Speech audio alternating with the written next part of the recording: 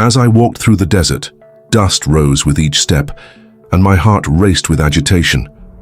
I am Moses, a man who has lived in two cultures, but now feels lost and exiled. The memories of Egypt and my enslaved people weighed heavily on me. What could I do to change this reality? It was a question that persisted in my mind. That day I found myself at Mount Horeb, a place that seemed ordinary but would soon become the backdrop for an extraordinary revelation. Solitude and despair surrounded me, but that was about to change. As I gazed at the flames of a burning bush that was not consumed, my heart raced. "Moses! Moses!" a powerful voice called from the flames. It was God. I was about to discover who he truly was. Anxiety and anticipation surged within me. What did this voice want from me? What did the I am mean? This revelation had the power to change everything. I needed to understand, not just for myself, but for my entire people. What was at stake was immense: the freedom of the Hebrews and my own identity. And if you also wish to learn more about this journey, subscribe to our channel. Get ready, because the story of Moses and the meaning of I am is just beginning. As I walked through the desert, the fine sands clung to my skin, and loneliness felt like a constant shadow. In Egypt, I had lived in palaces, surrounded by wealth and privilege, but now as a fugitive, my heart bore the weight of my people. It was a constant dilemma. What could I do to free them from slavery? The memories of the Hebrews, toiling endlessly under the oppressive gaze of the Egyptians, haunted me. How can I be the leader they need, I wondered. Amidst my thoughts, I arrived at Mount Horeb. The landscape was barren and desolate, but something there caught my attention. It was then that I saw the burning bush. The flames danced, yet the plant was not consumed. My heart raced, and a powerful voice echoed, "Moses, Moses."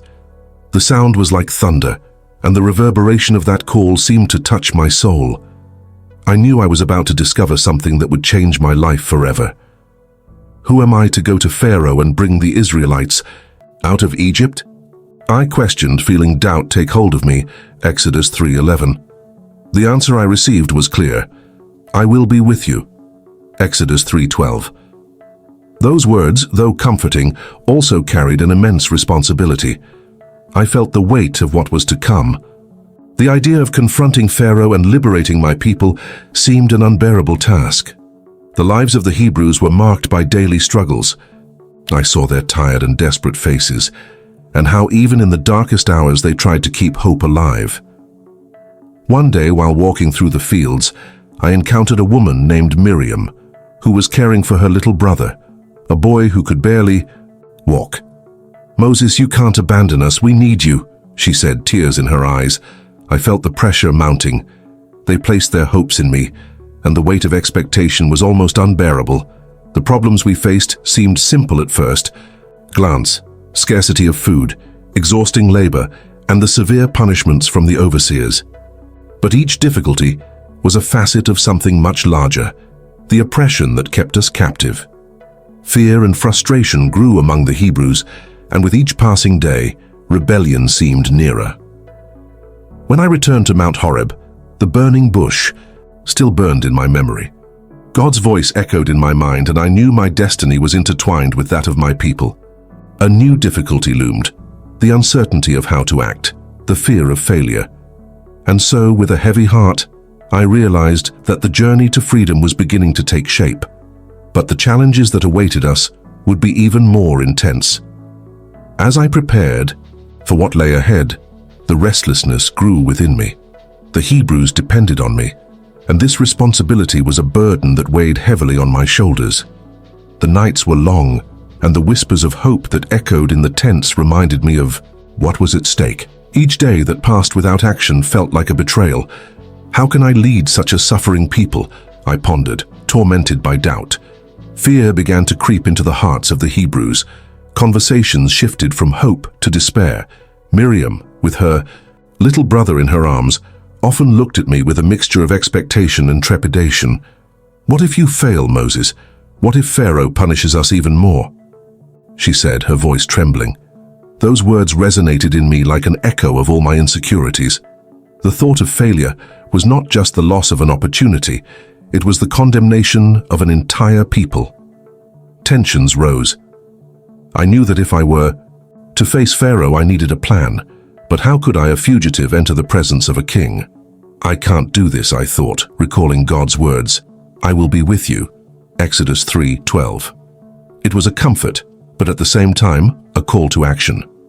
The pressure to act intensified, and the pain of watching my people suffer propelled me to move forward. Meanwhile, Pharaoh became more rigid in his orders.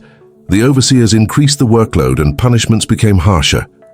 "You are lazy," they shouted as the Hebrews dragged themselves, exhausted. I realized that every choice I made could have devastating consequences. If I failed, what would happen to them? What if I caused more suffering? The doubt continued to torment me. Each day the cry for freedom intensified, and the looks of the Hebrews grew more desperate. Rebellion was on the verge of exploding, and the responsibility to calm this storm fell upon me. The weight of expectation from Miriam and so many others began to shape my decisions. I knew that any misstep could cost us dearly. Thus, the journey that was beginning to unfold before me was not merely about liberating my people, but about confronting the dilemmas that awaited us. The reality that I had to act became relentless, and uncertainties piled up like dark clouds on the horizon. It was a moment of transformation, but the path ahead was fraught with even greater challenges. As I prepared for what was to come, I felt that a new phase of our struggle was about to begin, and the decisions I made would not only shape my destiny, but the destiny of the entire Hebrew people. As the days dragged on, the tensions between the Hebrews and their oppressors intensified. With every crack of the whip echoing in the tents, I felt the pain and indignation of my people pierce my heart. "What should I do, God?" I cried out in my thoughts, sometimes even aloud, as if the clay walls could offer some answer. I remembered the words of the Lord. I have seen the oppression of my people." Exodus 3:7.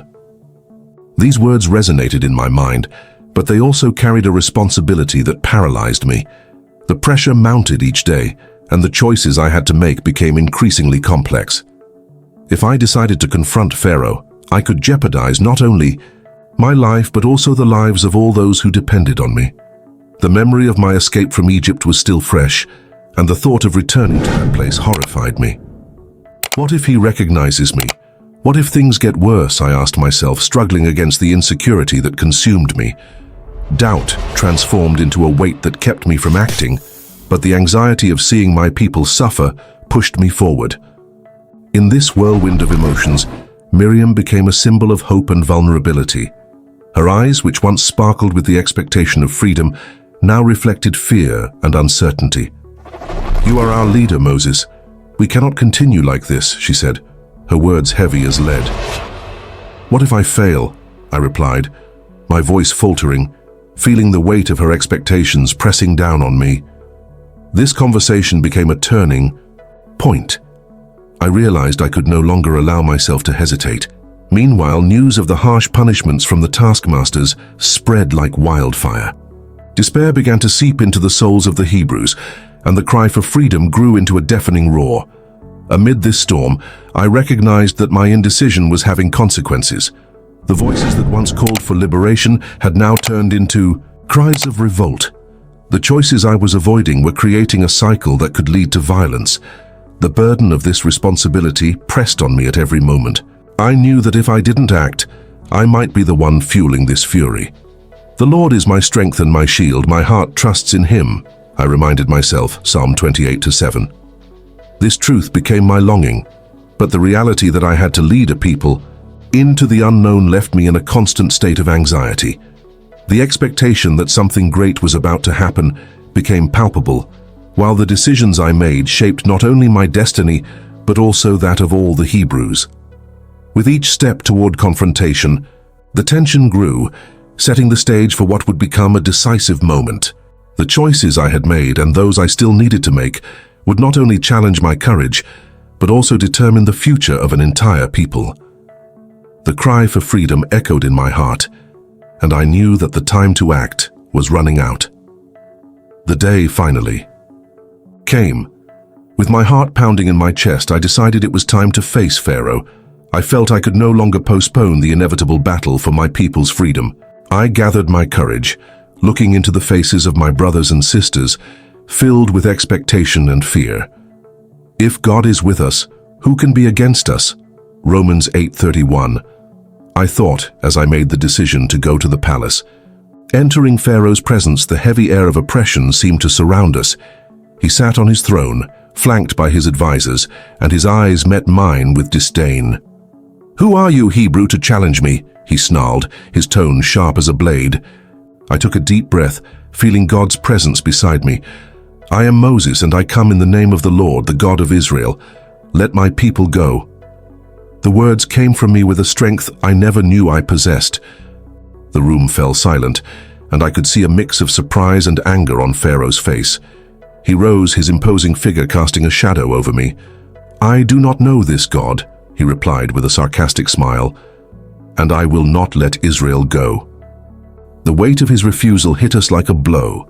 Despair almost paralyzed me, but I remembered the divine promise, "I will be with you."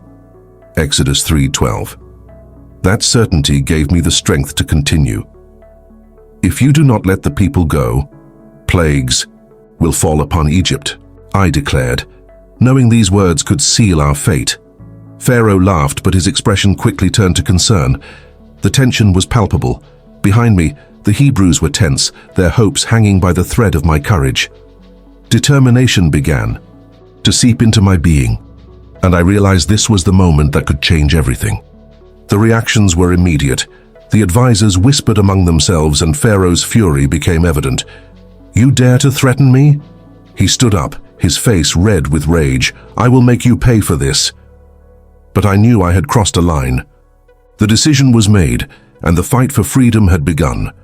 The consequences unfolded like a rushing river, and I was ready to face them. The voices of my people began to echo in my mind, and the certainty that freedom was possible propelled me forward. The cry for justice and liberation had never been stronger, and I knew there was no turning back.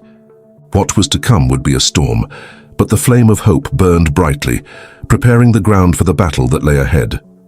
The plagues began to fall upon Egypt, each one more devastating than the last. Pharaoh, in his stubbornness, refused to yield, and my people's suffering intensified with every blow the land endured. The first plague, the turning of water into blood, was just the beginning of a series of events that would leave deep marks on history. Yet even in the face of such oppression, I saw the strength and resilience of my people manifest. With each new calamity, hope ignited in their hearts like a light that would not be extinguished. Finally, after the 10th plague, the death of the firstborn, Pharaoh relented. He called for me, desperate and tormented, and with a look of defeat, he said, "Take your people and go."